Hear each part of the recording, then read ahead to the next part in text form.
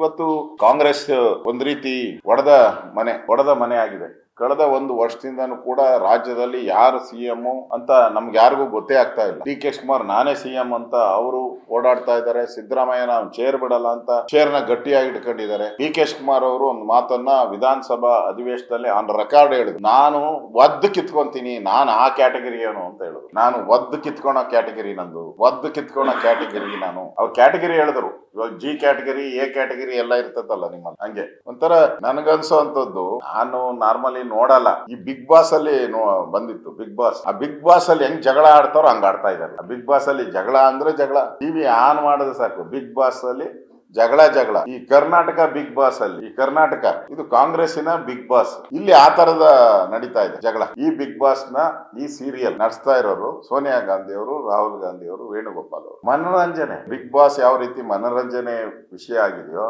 ಹಂಗೆ ಕರ್ನಾಟಕದ ಕಾಂಗ್ರೆಸ್ ಸರ್ಕಾರ, ಕಾಂಗ್ರೆಸ್ಸಿನ ಬಿಗ್ ಬಾಸ್ ಶೋ ಇದು. This is the show of Congress Bigg Boss. ಪ್ರತಿದಿನ ಜಗಳ, ಅಲ್ಲೂ ಜಗಳನೇ. ಬೆಳಗ್ಗೆಯಿಂದ ರಾತ್ರಿ ಒಡಗು ಅವನ್ ಬೈಯೋದು, ಇವನ್ ಬೈಯೋದು.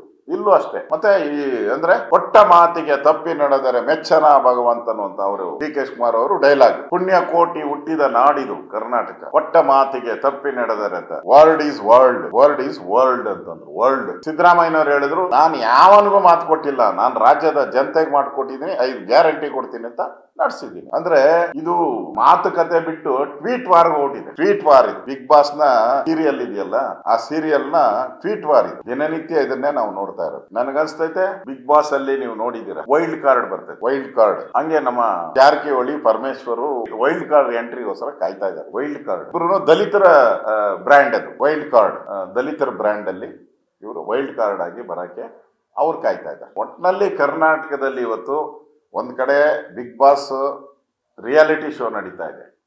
ಇಲ್ಲಿ ರಿಯಲ್ ಶೋ, ಕಾಂಗ್ರೆಸ್ಸಿನ ಬಿಗ್ ಬಾಸ್ ನ ರಿಯಲ್ ಶೋ ನಡೀತಾ ಇದೆ. ಅಷ್ಟೇ ವ್ಯತ್ಯಾಸ. ರಾಜ್ಯದ ಜನರಿಗಂತೂ ವಿಶ್ವಾಸವನ್ನ ಕಳ್ಕೊಂಡ್ಬಿಟ್ಟಿದ್ದಾರೆ ಸರ್ಕಾರ. ರಾಜ್ಯದ ಜನರ ವಿಶ್ವಾಸವನ್ನ ಕಳ್ಕೊಂಡಿರೋ ಸರ್ಕಾರವನ್ನ ನಾವು ಇವತ್ತು ನೋಡ್ತಾ ಇದ್ದೀರಿ.